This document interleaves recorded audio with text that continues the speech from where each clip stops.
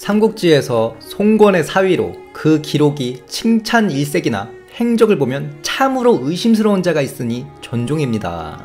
오늘 손찬이 형은 전종에 대해 탐구해봅니다. 참고로 오빠 중에 전종빠는 없을 것 같은데 혹시 계시면 이쯤에서 뒤로 가기 누르시는 게 마음의 평안에 도움이 되실 겁니다.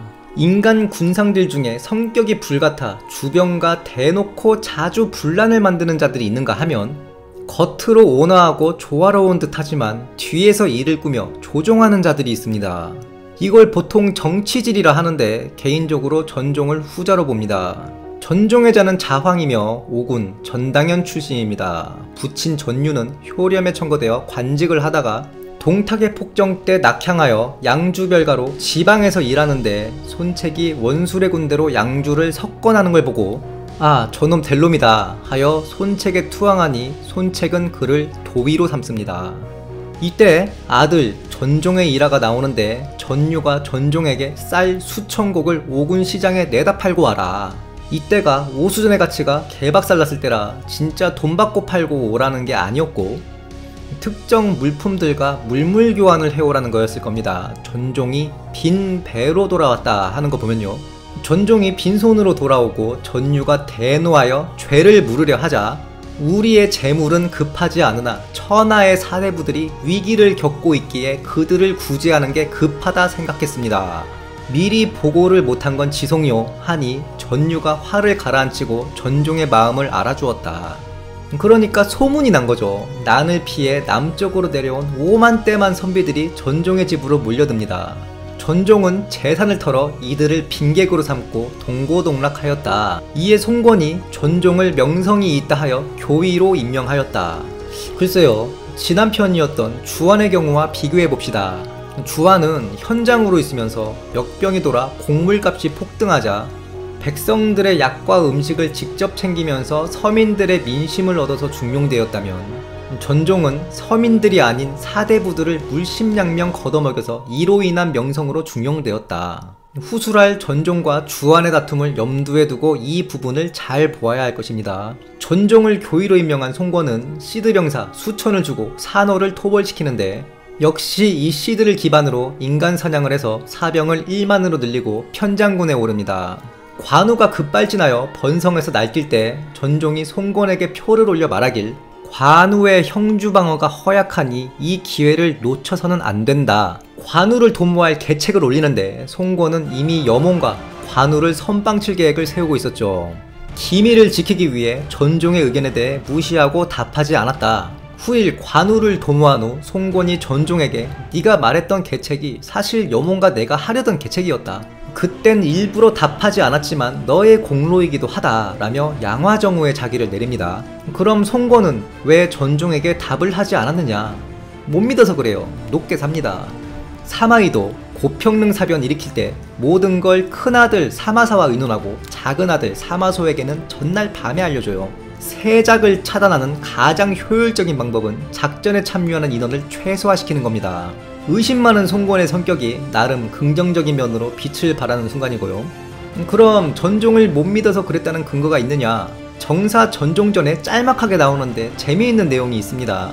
송권이 매번 산월의 반란이 일어나는 단양, 오군, 회계 이 세 개군의 경계를 합쳐서 동안군을 만들고 그곳을 전종을 퇴수를 시켜서 맡깁니다. 그런데 전종이 꽤 잘하는 거죠.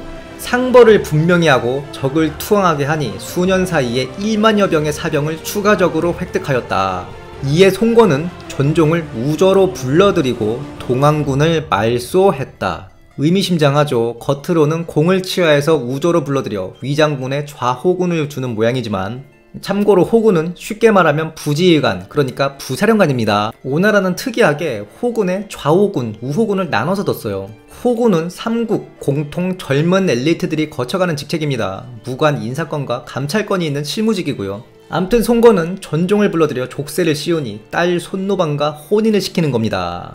손노반은 원래 주유의 아들 주순의 아내였는데 주순이 요절해서 미망인이 된 상태였죠. 게다가 송권이 가장 아꼈던 보현사와의 사이에서 둔 딸인데 이 손노반이 파랑의 난 때 가난풍의 복원가는 사실상 이공지쟁에서 상당한 역할을 합니다. 태자 손아가 송권의 신임을 잃은 것도 손노반이 중간에서 중상모략을 한 게 영향을 끼쳤거든요. 전종이 손패파에 들고 육손과 대립하는 것도 사실상 손노반의 영향이 크고요. 그 다음 전종이 보기 5만을 데리고 원정을 나갔다가 장수들이 백성들을 추격해서 인간 사냥을 하려 하자 요행으로 얻은 승리이고 백성들을 잡아봤자 득이 크지 않고 적과 조우하게 되면 피해가 적지 않을 것이다 라며 만류를 하는데, 이것도 해석을 해보면 비슷한 시기에 제갈각이 단양 토벌에 성공해서 꽤 많은 사병을 확보하고 그 뒤로 차례로 주변을 토벌, 포로들을 잡아서 새를 키우자 송건이 이를 견제해서 수충 공략을 저지시킨 사례도 있고, 송건이 성장하는 호족들을 한창 견제하는 시기였기에 송건의 의심을 받을 짓을 피한 것이다 볼 수도 있겠죠. 실제로 전종의 평을 보면 진중하고 언사가 과격하지 않아 처세가 좋다. 몇 년 뒤 손노반과 두 아들을 두고 이미 송건의 신임을 받았을 때는 전혀 다른 면모를 보입니다. 위나라 여강주부 여습이 항복을 한다고 하자 전종과 주안이 병사를 일으켜서 이를 맞이하러 가죠. 거기에 송건이 호종을 보내 이들에 합류하게 하였다. 그런데 주부 여습의 모반이 태수 이응한테 발각돼서 일이 잘못돼 버립니다. 주안이 후미를 방비하니 큰 피해가 없었는데 문제는 병사는 일으켰는데 얻은 게 없는 거죠. 주안편에서 얘기했지만 오나라 세병제 특성상 작전에 실패하면 재정 낭비로 퉁쳐지지 않습니다. 작전이 성공해도 전리품을 전종, 주안 등이 취하는 것이고 실패해도 그 물자와 병력 모두 그들의 손해인 구조예요. 게다가 이때는 이 작전에 송건이 슬그머니 호종을 파견해서 끼워 넣거든요. 숟가락 얹은 겁니다. 그래서 전종이 이때 약탈을 감행한 게 송건 몫이 껴있어서라는 합리적 의심이 드는 겁니다. 전종을 기회주의자라는 전제를 깔고 일화들을 보면 모든 게 설명이 됩니다. 암튼 전종이 이득이 없자 장수들에게 병사를 차출하여 주변을 약탈하고 돌아가려 하였다. 주안이 이에 반대하고 말싸움을 벌이다가 전종이 호종을 파니 주안이 호종이랑 대판하려다가 주안이 결국 이를 막으려고 한 부하 둘을 죽이고 심신미약 사유로 송건에게 용서받는 일화인데, 사실 사서에 약탈하려 하였다라고 직접적으로 나오진 않습니다. 전종이 병사를 일으켜 얻은 게 없자 각 장수들과 상의하여 사방을 침입, 이익이 없던 것을 채우려 하였다. 이게 약탈하겠다는 거죠.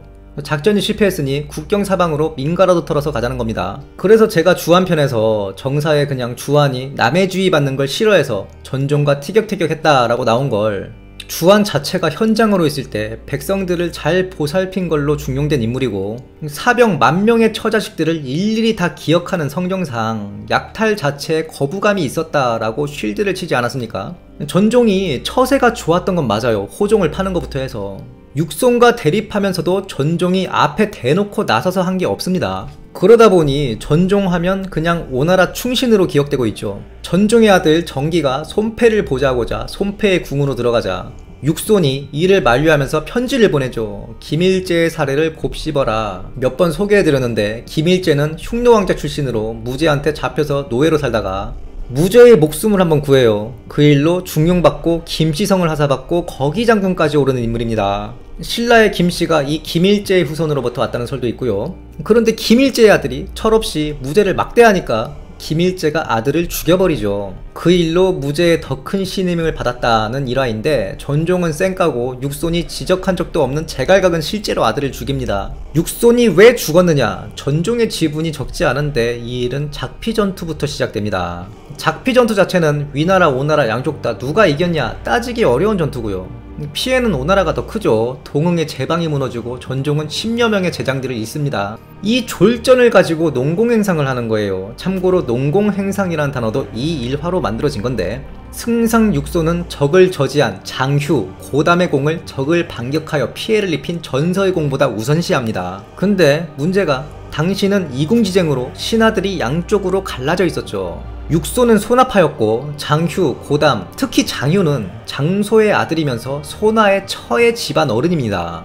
그리고 전서는 전종의 아들 손패파였죠. 이에 손패파 일원들이 불만을 품고 송건한테 꼰지르는 거죠. 전당과 전서가 송건에게 참소를 하였다. 이에 송건이 고홍의 아들 고담을 귀양 보내고 장휴는 심지어 죽여버립니다. 이에 소나파도 가만히 있을 수 없죠. 소나의 태부 오찬이 상소를 올리니 법도에 따라 손패를 지방으로 내쫓아야 된다. 이러다 나라 개판난다. 그리고 이러한 상황을 국경에 나가 있는 육손에게 서신을 자주 보내 의견을 교환합니다. 손패와 양축이 송건에게 오찬이 육손이랑 짝짝꿍합니다 고자질하니 송건이 태자태부 오찬을 죽여버리고 양축한테 하소연 한 마리 새어나가자 양축도 죽입니다. 그리고 계속 사람을 보내서 육손을 괴롭히는 거죠. 그래서 육손이 화병으로 사망하였다. 이 배경에 전종이 역할을 하지 않았다 믿는 사람은 없을 것입니다.